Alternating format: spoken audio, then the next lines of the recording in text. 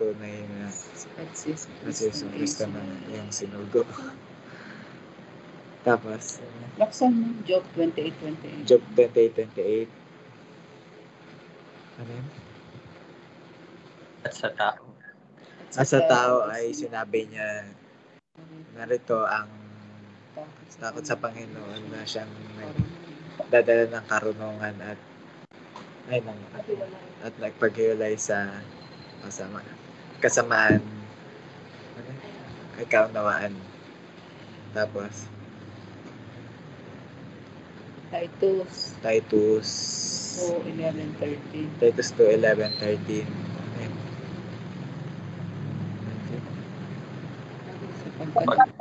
Sapagkat nagpakita ang biyaya ng Diyos na nagdadala ng kaligtasan sa lahat ng tao. Matapos itakwil ang kasalanan ay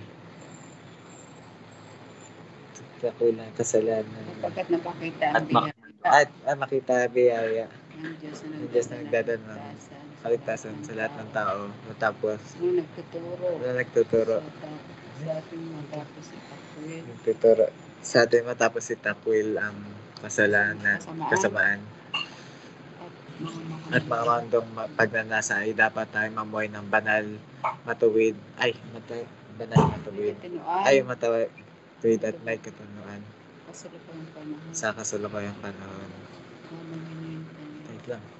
Habang hinihintay namin ng kanyang mapalad na pag-asa at pagpapakita ng kalwalhatian ng ating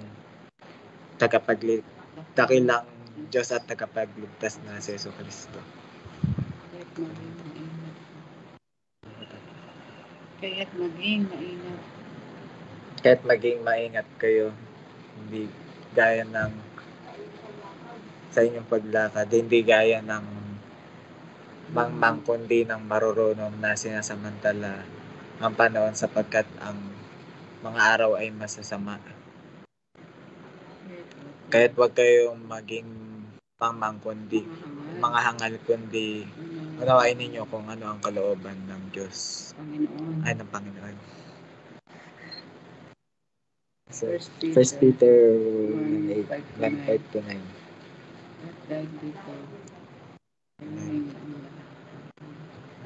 At dahil dito gawin ninyo lahat na inyong makakaya na tustusan ng inyong pananampalataya ng kabutihan ng kaalaman na pagpipigil ng pagtitiis, ang pagtitiis ng pagiging makadiyos ng pagmamahal sa kapatid ng pag-ibig.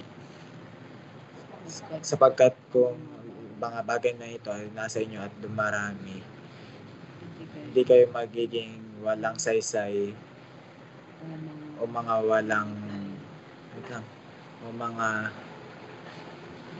walang bunga sa pagkakilala sa ating Panginoon Yesu Cristo. Sapagkat kung mga bagay sino mang walang mga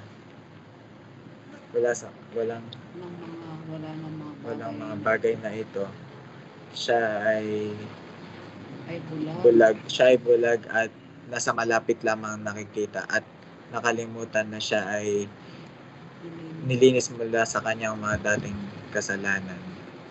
Amen. Okay. Alright. Sige, thank you, Gab. So, na lang pala, isa-isa na lang kada, para buo. Tapos, yan, rotation na lang tayo. So, bukas,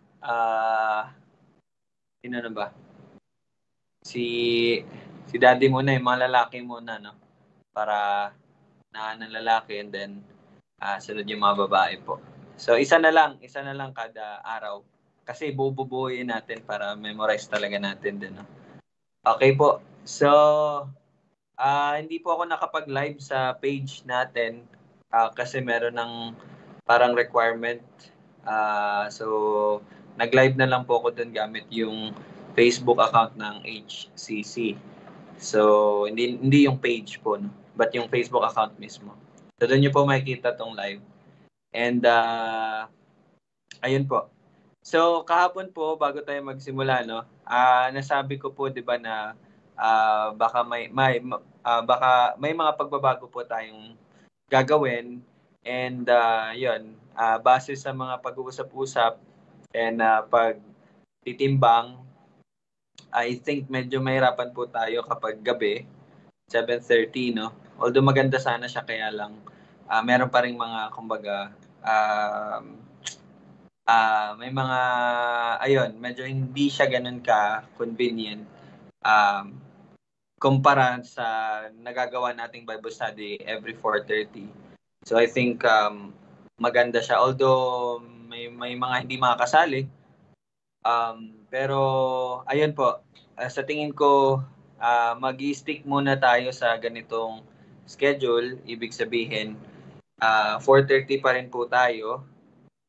Kaya lang hindi na po siya magiging everyday. Magiging MWF na po siya.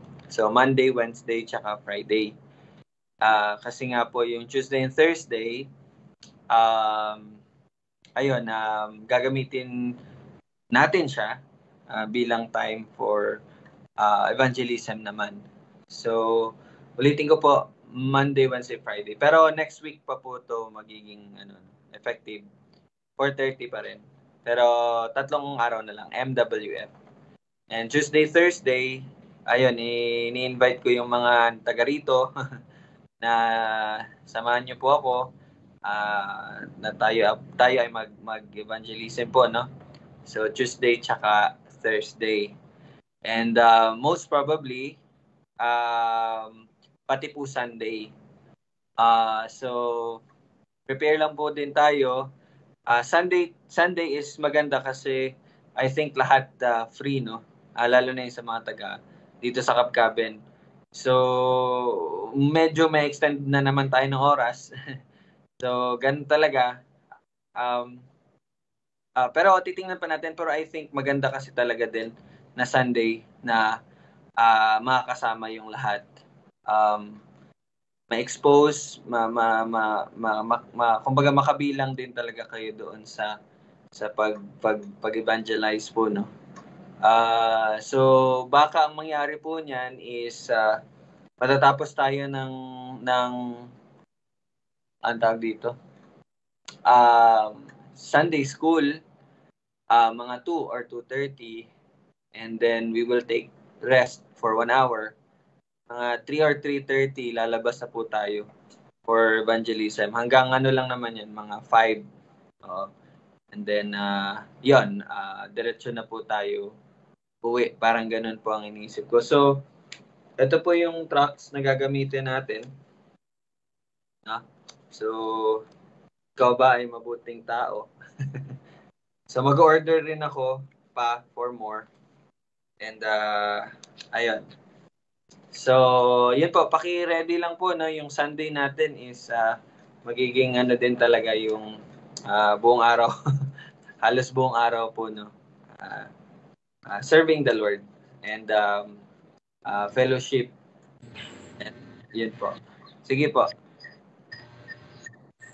Di ba magkakaroon muna tayo ng parang pag-aaral paano mag evangelism?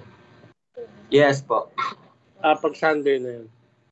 Opo. Bali ang mangyayari po niyan, simultaneous siya.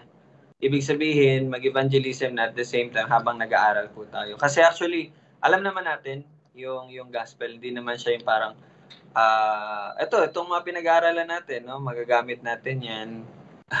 Kahit anong parte naman ng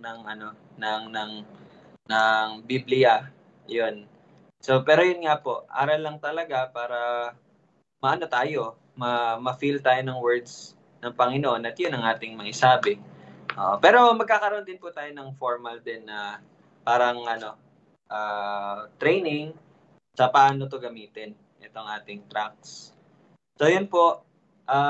Yun yung mga changes. So, next week po, no? MWF tayo and then yung sa evangelism, tingnan po muna natin. Gusto ko po din marinig yung nyo. Pero, maganda po talaga na magawa na natin yun. As a church, tayo po ay sama-sama din, no, na naghahayag ng magandang balita, bahay-bahay. Yan, kasama kayo. Alright? Tapos, God willing po next week, magkakaroon po ako ng parang podcast.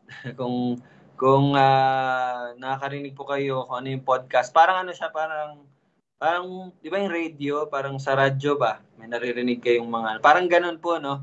So, nag-decide po ako to start yung podcast kasi na lang tayo kasi yung Bible study natin, MWF na lang.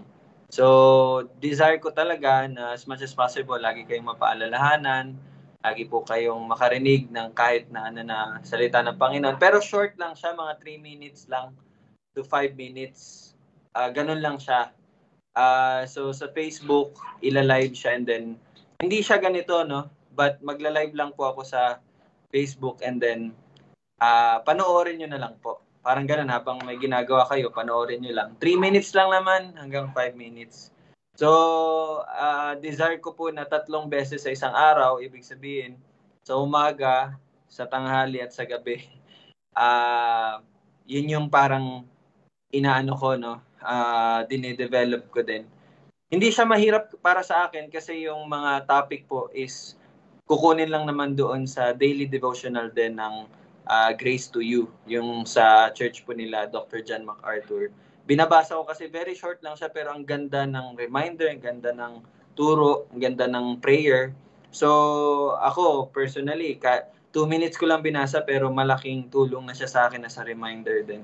So nakikita ko siya na maganda. And yun nga, para hindi nyo na English din kasi, so para matranslate sa Tagalog. So parang ganun na lang po gagawin ko. Hindi naman siya burden sa akin. Actually, it's a joy na ma-share yan sa inyo. Excited ako lagi na ma-share yung mga natututunan ko and maging reminder at palakas siya sa inyo. So sana panoorin nyo po yung mga live. Next week din po yan. God willing, mag-start every day. Meron po sa umaga, sa tanghali at sa gabi. So, short lang naman, 3 to 5 minutes lang naman yun. Ayun, parang nakikinig ka lang ng kanta, isang kanta. Okay po. So, yun po yung mga magbabago sa atin pong gawain in obedience to the Word of God. Okay po? So, magandang hapon and welcome po sa ating Bible study muli. So, magpapatuloy po tayo and babasahin ko lang po yung verse 20, dito tayo magsisimula, no? Verse 27. And then we will pray. Sumagot si Juan, hindi makakatanggap ng anuman ng isang tao, malibang ito'y pinagkaloob sa kanya mula sa langit. Tayo po'y manalangin. Panginoon, maraming salamat po, O Diyos, sa patuloy na paggabay, patuloy, Lord, na pagkilos sa bawat isa. Tunay nga na ikaw ang hari, at ikaw ay nag-ahari, ikaw ay nasa langit, ikaw ang higit sa lahat, at ang lahat ng papuri ay karapat-dapat lamang sa iyo, O Diyos. At salamat, Panginoon, sa pagkakataon na kapag-aral muli po ng iyong salita. Patuloy mo po kaming palaguin at baguhin ang aming mga isipan na siyang ang aming mga pamumuhay ay mabago din, O Diyos, na ayon po sa iyong kalooban. Ikaw po ang magbigay sa amin ng kaunawaan patungkol sa aming binabasa ngayon na iyong salita, O Diyos, na ito ay patuloy na magbigay ng karunungan at patuloy na maintindihan namin, Panginoon, ang iyong dakilang pagliligtas at makilala ka namin ng husto na siyang magbibigay ng lakas sa amin at paglago sa aming pananampalataya. Salamat, Panginoon. Ito aming panalangin sa pangalan ni Jesus. Amen. Okay po, no? So, yung binasa po natin, nasa John chapter 3 po tayo. Binasa ko po yung verse 27 kanina. And ito po yung tugon, no? Kung na-open nyo na po yung mga Bible ninyo, ito po yung tugon ni Juan sa sinabi po ng kanyang mga alagad. Take note, mga alagad po ni Juan. Again, sinabi nila sa verse 26 Rabbi, iyong kasama mo sa kabila ng Jordan na iyong pinatutuhanan ay nagbabautismo at ang lahat ay lumalapit sa kanya. Now, kahapon po nasabi ko po na although sila po ay mga alagad ni Juan, ibig sabihin, sila po ay sumusunod at nakikinig at natututo po sa mga katuroan na meron po na tinuturo po ni Juan na tagapagbautismo. Pero kung makikita nyo po dito, parang hindi pa po talaga nila totally naintindihan kung ano po yung ministeryo ni Juan at kung ano po yung tinuturo niya. Kasi sabi po dyan sa verse 26, no? Iyong kasama mo sa kabila ng Jordan na iyong pinatutuhanan. Ibig sabihin, yung testimony po na meron si John the Baptist patungkol kay sa Panginoong Jesus. Yun yung tinutukoy nila, no? Pero makikita natin dito na sila ay nanatili kay Juan na tagapagbautismo. Lagi po nating tandaan na ang ministeryo po ni Juan tagapagbautismo ay upang ihanda ang mga tao upang sila ay manampalataya at maghintay sa pagdating ng tagapagligtas. Pero it seems, dito natin makita na meron pa rin nananatili sa kanya. At kung babasahin po natin yung Acts, I think that was Paul in chapter 19 ng Acts, I think, kung matatandaan ko po ng tama, meron pong nakausap si Pablo na mga, nung time na po yun, nung na-convert na po si Pablo, imagine, ilang taon na po nakalipas, no, mula nung namatay po ang Panginoong Jesus. Dito, nagsisimula pa lang tayo, kakasimula pa lang ng ministeryo ni Juan na tagapagbautismo. Sa Acts, si Pablo ay na-convert na at siya'y patuloy na sa kanyang missionary, no, journey. Meron siyang nakita na mga alagad ni Juan tagapagbautismo. Even that time, meron pa rin pong grupo na tinatawag na mga alagad ni Juan na tagapagbautismo. And then, kung mababasa niyo po sa Acts, ayun nga, hindi ko lang sure kung 19, parang 19 kasi yun sinabihan po ni Pablo, yung mga alagad ni Juan during the time na narinig nyo ba, nalalaman nyo ba yung Espiritu Santo? So sabi nung mga alagad ni Juan tagapagbautismo, hindi po namin alam yun. So ang tanging bautismo na kanilang natanggap ay yung pagbabautismo ni Juan. Okay? And then pagkatapos noon, binaptize po sila ni Pablo. Hindi binaptize. I think nagpray po si Pablo for them. And then natanggap nila yung Espiritu Santo and then nagsimula ata silang mag-speak in tongues, I think. Kung matatandaan ko ng tama. Yun nangyari. So makikita nyo na kumbaga may mga tagasunod or alagad si Juan tagapagbautismo na masasabi natin hindi pa nila fully na intindihan yung mensahe talaga na pinapahayag ni Juan tagapagbautismo. And so dahil doon, makikita natin dito na, again, sabi ko nga po kahapon, parang yung tono na meron sila dito is parang kompetensya, parang nakikipagkompetensya, kumbaga. No? Parang ganun po. And so makikita natin sa verse 27, yung pagtatama na ibibigay or sagot ni Juan na tagapagbautismo. Now, bago tayo dumating at mag-focus doon sa sagot po ni Juan tagapagbautismo, I think ito pong part na ito is magtuturo sa atin, and again, nasabi na po ito kahapon, sa lahat po ng ating ginagawa, hindi po tayo nakikipagkompetensya, okay? Kasi ito pong ginagawa natin ay hindi po para sa ating sarili or hindi para sa grupo natin, but kung meron man po tayong ministeryong gagawin, kung meron man po tayong yung pagsisilbihan man po natin ng Panginoon, yun po ay para sa kanyang kalawalatian at siya po ang dapat na itataas sa lahat. Yun po ating tandaan. Hindi po tayo, hindi ang grupo, or hindi yung asosasyon, hindi yung organisasyon, but ang Panginoong Jesus po ang dapat na itataas sa lahat ng ginagawa natin. Hindi po yun para sa atin. Okay? Dati po, ako po, galing po ako sa isang ministry na kung saan very eager po talaga sa disciple making, na grabe talaga yung numbers. Dapat 12 times 12 times 12 times 12. Parang ganun talaga, no? And sa akin po personally, ang nakikreate pala ng ganon, pag-focus ka sa number, in which unbiblical, ano talaga, unconsciously, or minsan consciously, competent siya. Kumbaga, you will feel, mararamdaman mo na mas mataas ka sa iba. Minsan nga kapag nakaka-meet ako ng mga sinasabi nilang born again Christian, ganyan kayo, nasa isipan ka po, nasa isipan ko, hindi naman kayo nagdi-disciple making, ano kayo? Parang less, kayo, kami ang kami yung mga bigatin kasi grabe evangelism namin. Di ba, tol? Na?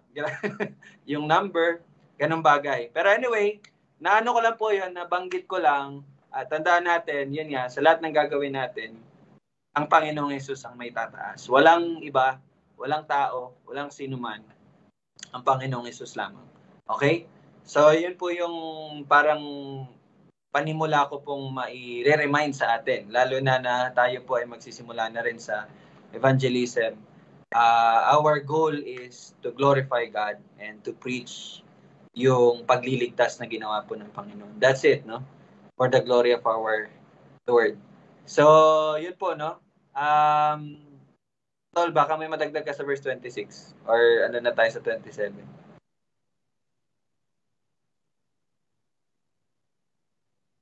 Yun. So 26 ba, Tol? 26, So yun, great encouragement lang rin talaga sa atin itong pagbibigay pugay ni Juan. Kasi sabi niya sa verse 27, ito yung talaga, kumbaga yung genuine heart ng isang tagasunod. Yes, John the Baptist this time, meron siya mga tagasunod. Meron din siya mga disciples. But, alam niya kasi na he is just a forerunner of the Christ. Kumbaga, hindi ko sinasabi na John the Baptist is not a real deal, pero, kumbaga, meron ngang patungkol sa baptism na hindi yung pagbabautismo ng isang tao, isang pari o isang pastor sa isang bagong mananampalataya ay hindi na igagawad sa kanya yung salvation dahil kung ano yung merong credential yung nag-a-administer, kundi baptism ay kumbaga ito yung yung pagiging effective ng baptism is mai-equate mo lang sa trustworthiness ng nagbibigay ng kaligtasan, ng assurance through the sacrament of baptism. So yun, yun lang muna yung ma-add ko regarding ito, yung verse 26 tsaka yung verse 27 kasi pinag-uusapan dito yung pagbabautismo eh. Tapos ano ba yung tinanggap ni Juan?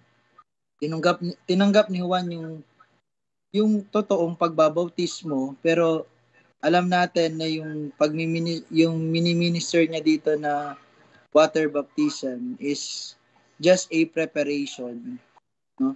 Kumbaga preparation lang ito sa kung ano yung talagang pagbabautismo na gagawin ng Espiritu Santo sa lahat ng mga mananampalataya.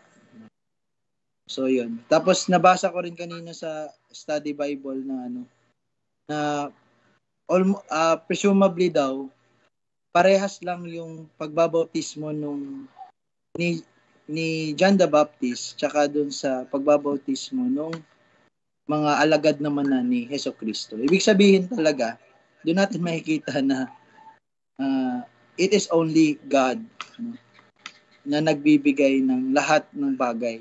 Sa kanya talaga nagmumula lahat ng bagay. At kung, yun nga, yung very great na verse na magagamit para hindi lumaki yung mga utak, ulo natin is yung verse 27. Hindi makatatanggap ng anuman ang isang tao malibang ito'y ipinagkaloob sa kanya mula sa langit. So, yun lang muna, tol. Actually, mag-agree po ako doon, no?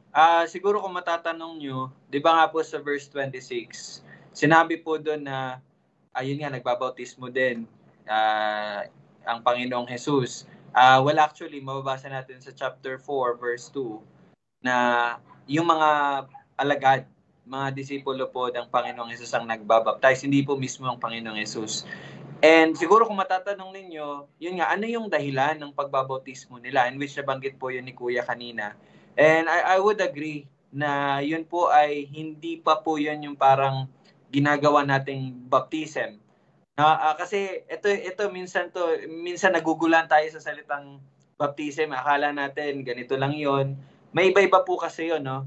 Yung ginagawa po natin ngayon na baptism, yung ginawa natin noong nakaraan, yun po ay hahayag natin na tayo ay kumbaga nakiisa or kabilang doon sa kamatayan at pagkabuhay muli ng Panginoong Hesus. Yun na po yung baptism na meron tayo ngayon. Yun yung tinatawag na Christian baptism. Pero yung ginagawa po dito sa panahon ni Juan na tagapagbautismo, ito po yung paghahanda sa mga tao na kanila pong nauunawaan na sila'y nagkasala at sila'y kumbaga naghahayag na sila'y maghihintay sa pagdating ng tagapagligtas na siyang magliligtas sa kanila.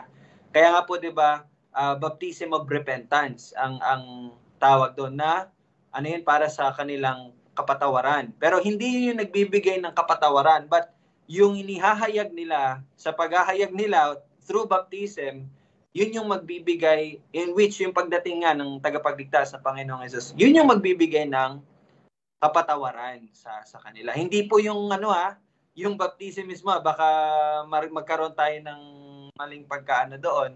Sige tol, baka may expound mo. Ayun, importante kasi itong doktrina or katuruan regarding baptism kasi baka magkaroon tayo ng false hope na once na baptized tayo and automatically we are under the grace of God. Actually po yung baptism o yung sacrament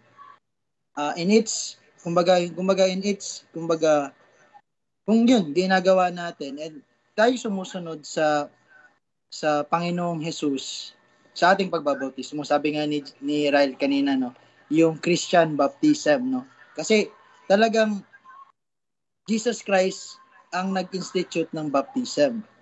In-institute niya na ito ay one of the sacrament.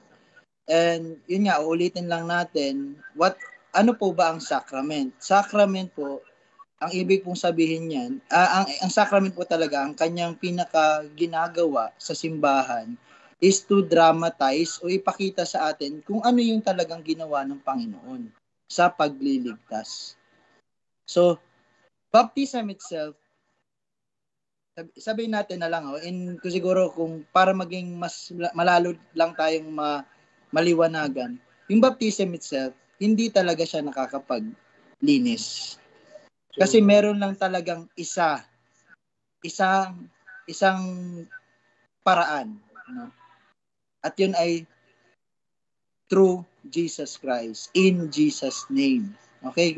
Yun po yun lang po yung talagang kaparaanan natin. Meron lang pong isang daan, no? At siya ang katotohanan. At siya ay si Kristo. So baptism, the sacrament of baptism is just a dramatization. Pero baka nalito kayo, just dramatization. Well, it is very important that we make, na gawin natin ito. Kasi nung binasa natin yung baptism ni Jesus Christ, ano bang sabi niya? It is good for us, sabi niya kay John the Baptist, that we fulfill all righteousness. So without it, so hindi niya nagampanan, pero ginampanan ng Panginoon and as his followers. So ginagawa rin natin. So sana maging malinaw sa atin, baptism, wala pong kapangyarihan yan na makapagligtas ng tao. Kahit na ilang beses kang ilublob sa tubig, hindi po yun ang nagbibigay ng kaligtasan sa iyo. Hindi yung tubig, hindi yung paglulublob sa tubig. Kung hindi, kung ano ang ipinagkakahulugan nung ginagawad sa'yo na sacrament, which is yung pagbabautismo. So yun lang yung ma-add ko dun sa baptism. Opo. Okay, thank you. No? So, ayun po, malinaw na po ba yung baptism na ginawa natin at gagawin natin pag may mga bago na tayong mga kapatid na napabilang na, and kaibahan doon sa baptism na ginagawa po nila John the Baptist. So, iba po yun. Sana malinaw na po yun sa atin. Okay? And actually, meron pa po yung tinatawag na baptism of the Holy Spirit. So, ibang din po yun, no? Yung nangyari doon. Yun ang pinapakita po doon, yung pagbubuhay muli at yung paglalagay sa atin sa iisang katawan na tinatawag na iglesia. So, yun po, no? So, baptism, yung salitang baptism po, may iba-iba po siyang hindi kahulugan, but kumbaga, ano ba tawag din? Yung ano bang tamang term dyan, Tol? Siguro mas yung salitang face. Kumbaga may mga face kasi siya. Yung face po na hindi pumukha, yung PHASA. No? Kumbaga merong one whole sheet of paper, no. Punto so, yung face, sa puntong ito. Parang point, sa puntong ito. Okay. So, ayun po, no, maganda na nabibigyan po natin linaw yung salita ngayon, tsaka yung nangyari over time, no, yung mga nangyari po na nabasa natin sa pagpatuloy po ng story ng pagliligtas ng ating Panginoon. So, ayun po, ako po, I would agree na yung ginagawa po ng mga alagad ng Panginoong Hesus sa kabilang dako at yung mga pagbabaptismo na ginagawa ni Juan ay magkatulad po iyon. Yun po yun. Pero siguro yung tanong, Tol, no, bakit pareho? Bakit yun, kahit nandun ng Panginoong Hesus, bakit ganun pa rin yung ginagawa nila? Bakit hindi na yung Christian baptism na, bakit hindi pa yun? No? Parang ganun po yung tanong. Actually, nag-pop up rin yun sa akin ngayon. So, baka mayroon kang maiyan. So, basically, that time kasi is yung meron pang tinatawag na yung veiling o yung paglalagay ng ng belo. Kumbaga, yes, Jesus Christ dumating na siya. Pero hindi pa kasi yung fullness of time. Kumbaga yung simula niya ng ministry is the start of ministry. So, kung magiging technical po tayo, sinisimula ng Panginoon yung kanyang ministeryo dito. No? Kumbaga, hindi pa lang talaga siya naihahayag. Pero, hindi naman din tumagal. Actually, ilang taon lang yung nai-accomplish ng Panginoon yung kanyang yung fullness of time. And so, it was revealed to us kung ano pala talaga yung ibig ipakahulugan nung pagbabautismo. Saan sila itinuturo ng pagbabautismo? At yun ay sa katauhan, sa ginawa, no, yung sa pagkabuhay ay pagsunod, perfect obedience ng Panginoon sa kanyang kamatayan at sa kanyang pagkabuhay maguli. So doon natin nakita yung revelation. Ito pala yung ibig sabihin ng pagbabautismo sa atin. Kaya pala ang isang Kristiyano ay mabibigyan niya ng kumbaga yung kanyang pananampalataya ay meron talagang pundasyon, no? Meron talagang pundasyon at yun ay ang Panginoong Hesukristo. Siyang malaking bato, no? Siyang malaking bato. So, yun lang muna, Tol. Baka meron kang ma-share. Hindi, yun po yung dahilan. Bakit? By the way, nakaka-follow pa po ba kayo? Okay, naintindihan naman po. So, ulitin ko po, no, para malinaw. Yung baptism na ginagawa po ni John the Baptist at yung mga alagad ng Panginoong Hesus, sa time na ito, itong binabasa natin, hindi po ito katulad ng baptism na ginawa natin ngayon, yung tinatawag na Christian baptism. Okay, bakit? Bakit hindi pa? Nandun naman ang Panginoong Hesus.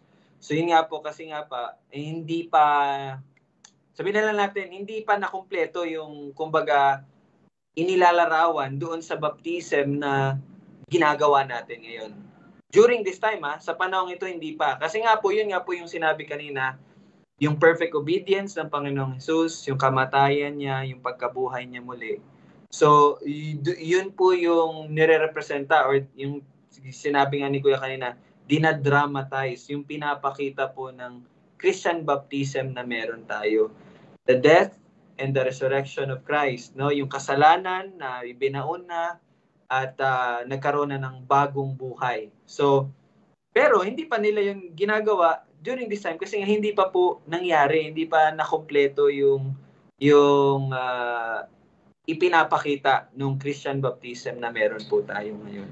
So, yung time na ito, more on paghahanda pa rin po talaga sa mga tao para sa Kristo, para sa Mesiyas, para sa tagapagligtas, na sa panahong ito, dumating na at ginagawa niya na yung pagliligtas. Kumbaga, under progress na, kumbaga. Okay? So, malinaw na po sa atin yon. Sige. So, again, verse 27, sabi ni Juan, hindi makakatanggap ng anuman ng isang tao malibang ito'y pinagkaloob sa kanya mula sa langit. So, makita natin dito yung pag-recognize ni John the Baptist kung ano yung parte niya, no? Ano yung part niya bilang forerunner or bilang ano ba yun sa Tagalog? Tagapaghanda, no? Yung nangunguna para tiga-announce, no? Parang gano'n, no? Paghahanda sa daan ng darating na hari. So, yon ay pinagkaloob lamang sa kanya ng Diyos. And mamaya may kita natin yung difference ng pinagkalooban at saka yung nagkakaloob. No? So, verse 28, kaya kayo mismo ay aking mga saksi na sinabi kong hindi ako ang Kristo kundi ako'y sinugong una sa kanya. So again, connected doon sa verse 27, pinapakita dito ni Juan kung sino siya. Siya lamang po ay yung sinugong una sa kanya, forerunner. So yun lamang po yung role niya, yun yung parte niya, yun yung binibigyan, yun yung dinadahilan niya dito sa mga kanyang mga alagad. And in verse 29, dito, I think dito tayo nahinto, no? Kahapon. Verse 29, dito natin makikita, gumamit ng isang parang parable or ano bang tawag dyan, analogy or parang si Juan. At anong sinabi niya? Ang babae ikakasal ay para sa lalaking ikakasal. See? Ngunit ang kaibigan ng lalaking ikakasal na nakatayo at nakikinig sa kanya ay lubos na nagagalak dahil sa tinig ng lalaking ikakasal. Kaya't ang kaligayahang kung ito ay ganap na. So, ibig sabihin, dito sa parang example na pinapakita ni Juan, sino po siya dito? Yung babaeng ikakasal? Yung lalaking ikakasal? Or yung kaibigan ng lalaking ikakasal? Saan po siya dyan? Ha?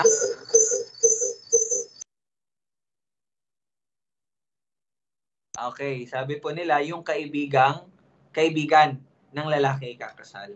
So, dito again, sa pamagitan ng analogy or example, pinakita dito ni Juan kung sino siya. Okay? Sino siya. At papakita niya din dito kung sino ang Panginoong Jesus. So again, kaya nga sinabi ko po, yung layunin ni Juan the Apostle is pakita sa atin kung sino ang Panginoong Jesus. Diba? So, okay, unahin muna natin si Juan, tagapagbautismo. So sabi niya, siya ay ang kaibigan ng lalaking ikakasal. No? At sabi niya, ang kaligayahan kong ito ay ganap na. Ibig sabihin, yun nga, nakikita niya na kasi yung pagsasakatuparan, no? Ano yung role niya. At dumating na yung lalaking ikakasal. Now, base lang din po sa pag-aaral din, no? Sa kung ano ang, actually sa atin, sa modern time, alam niyo po anong tawag dyan sa kanya. Siya po yung best man. No? Kung ihalin tulad natin sa kasal, kasi yun yung ginamit niya. Sa modern time, si Juan tagapagbautismo, hindi po siya yung groom, but siya po yung best man. Okay? Siya po yung best man. At anong role ng best man? dito sa modern time natin, ang role kasi ng best man, ano no? Ano bang role ng best man ngayon? Sa mga kinasal na at ikakasal, ano bang role ng best man po sa ating modern time? Sige nga po, parinig po ng inyong mga experience, no? Ano pong role ng best man? Bakit may best man? Siya po ba yung best friend ng groom? Ano po ba? Pinaka-best friend. Best friend ng lalaki, nakaabay. Okay. Tapos po, anong ginagawa niya po? Siyang inintay niya yung nakatayo siya doon kasama ng kaibigan niya, inintay niya yung bride na dumating. Siya ang kasama ng groom. Kasama. Okay. So yun po, no? Yun sa modern time, no?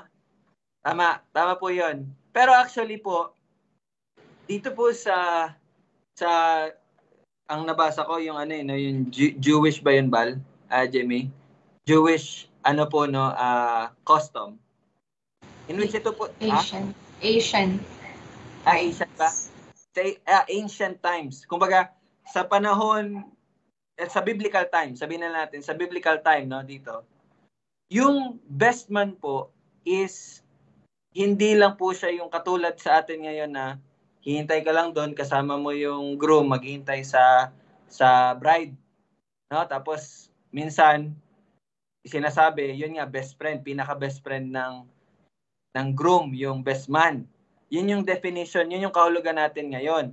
Pero sa ancient times, yung best man po talaga, ang ginagawa po talaga ng best man, hindi lang siya tatayo doon kasama ng groom, maghihintay sa bride.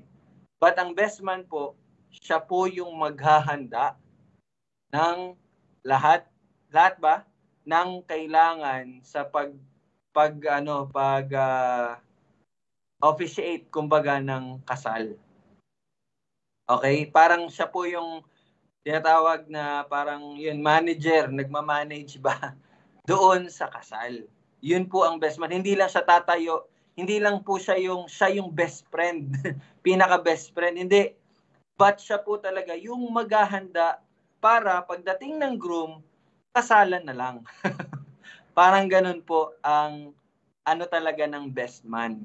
And yun po ang tinutukoy ni Juan dito.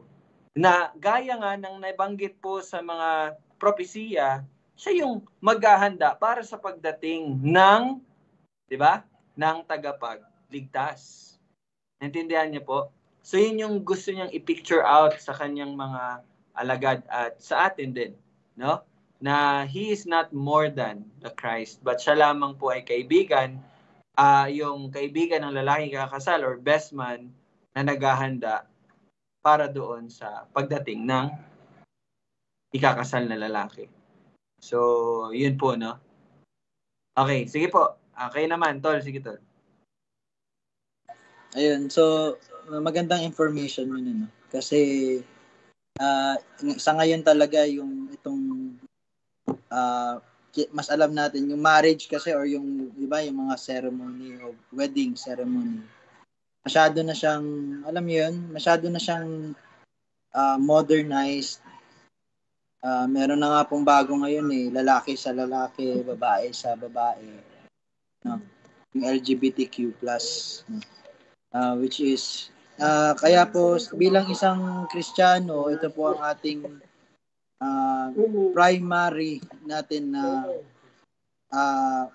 kumbaga role natin is to be light bringers. To be kumbaga tayo po talaga yung yung ilaw sa gabing madilim, no? We are the city on a hill, cannot be hidden. So talagang yung truth about marriage, truth about anything under the sun. Sabi nga ni Pablo, no, kung hindi niyo mariresolve yan sa sarili niyo at kayo ay tatawag pa ng outside, no, so hindi tayo nagiging kung ano yung dapat at kung ano yung binigay sa atin ng Panginoon as authority, no? Yung authority niya. dito nakita rin natin sa buhay ni Juan na nakita niya yung authority na yun at kaya niya ginagawa yun. Pero the time na nandiyan na yung nandiyan na yung groom kung tawagin, yung bride's groom ay yun. Walang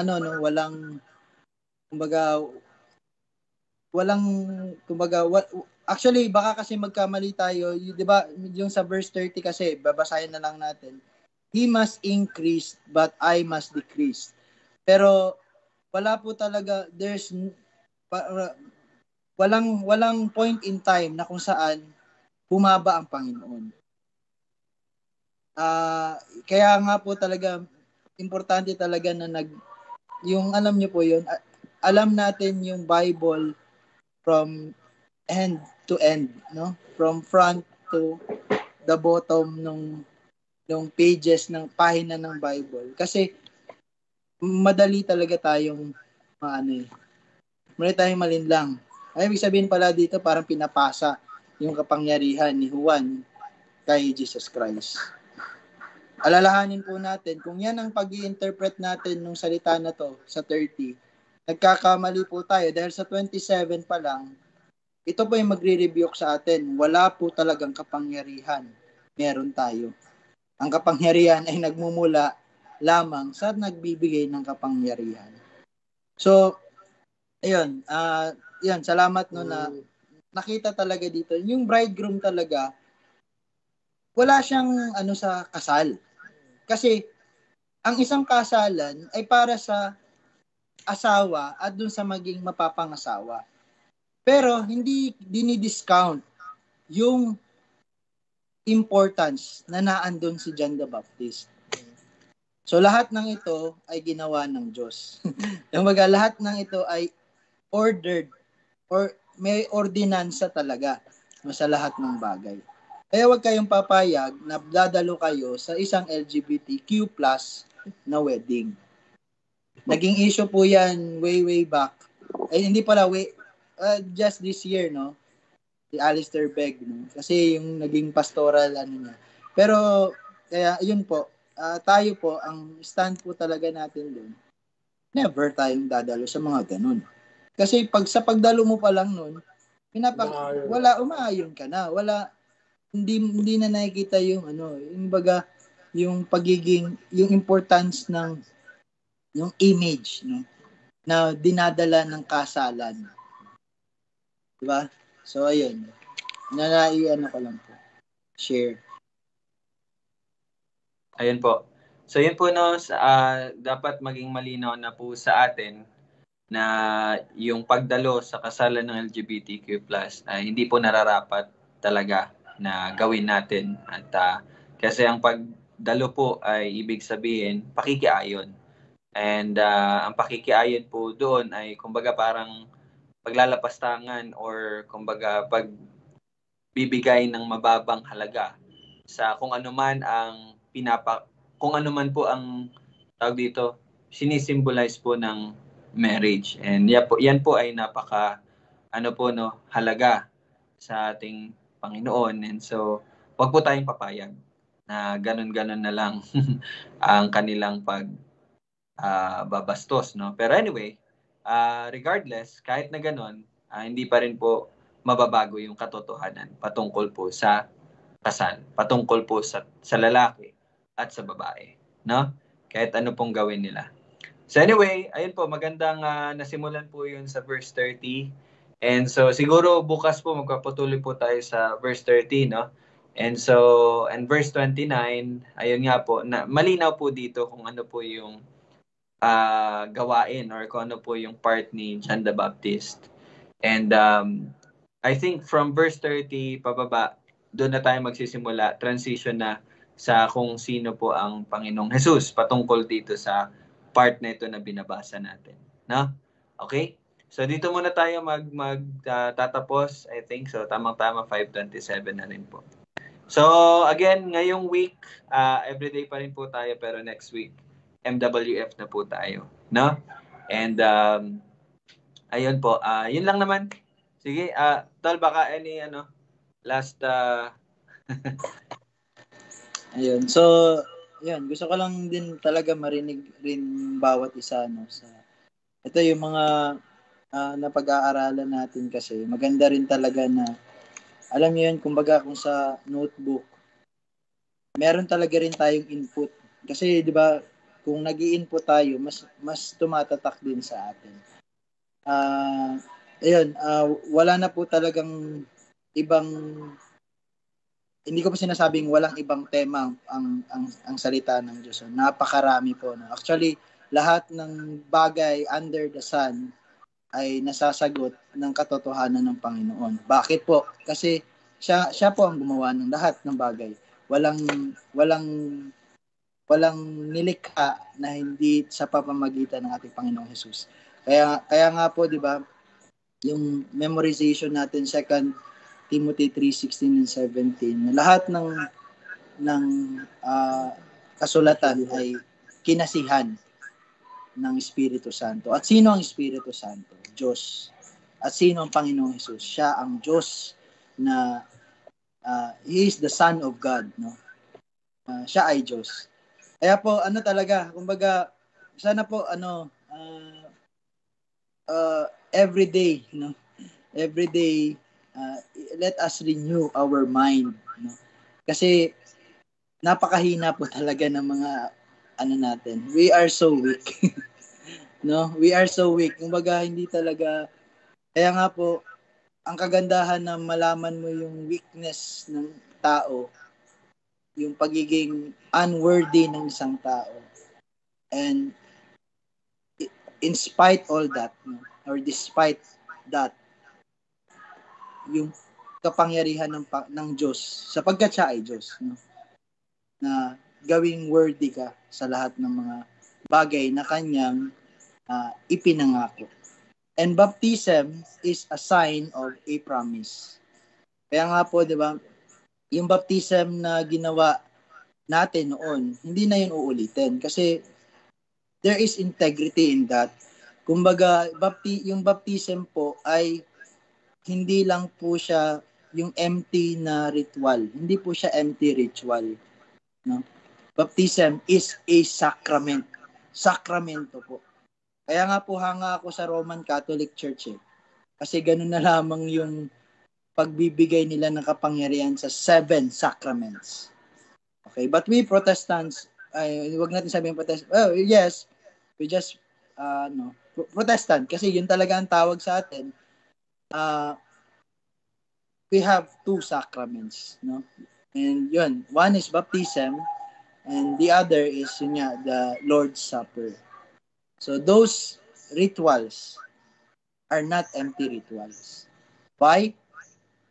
Because God instituted that. Jesus Christ instituted all those sacraments. So, hindi na po yun yung ritual nung Leviticus. Hindi na po yun yung ritual na itinuro nung Exodus, no? Patungkol sa Passover.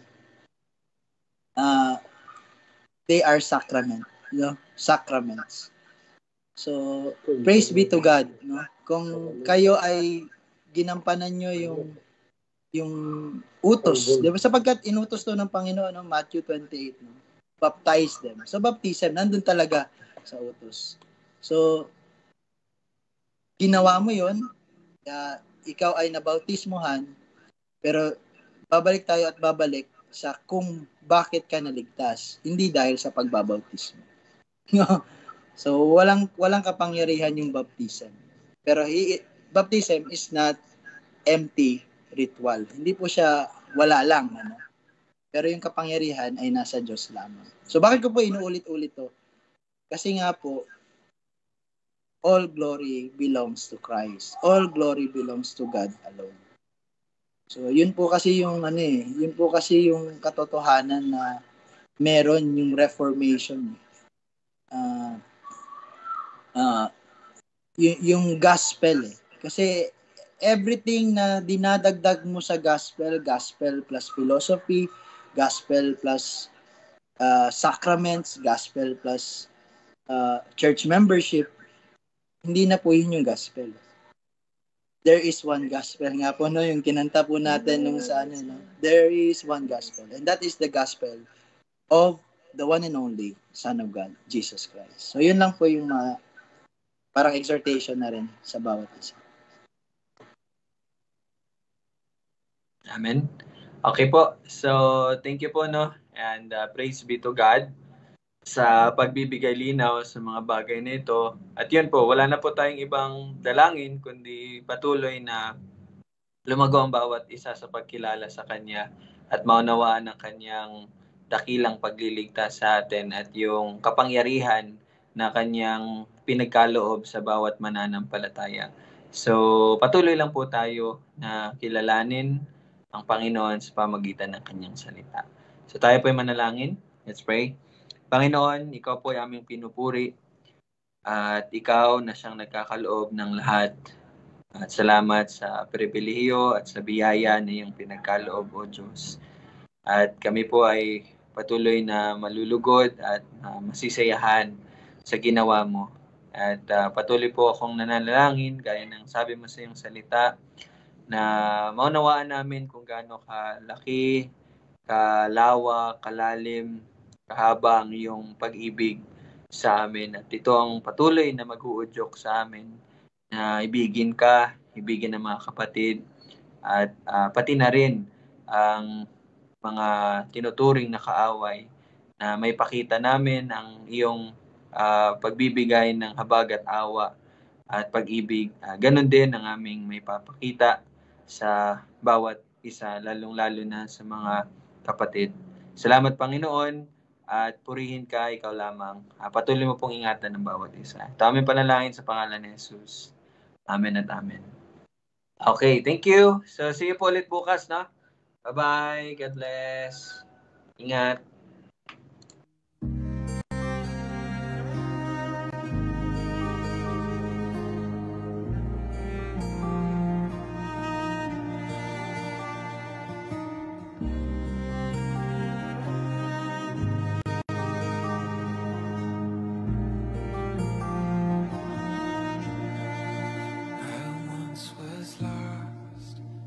Darkest night, yet thought I knew the way, the sin that promised joy and life.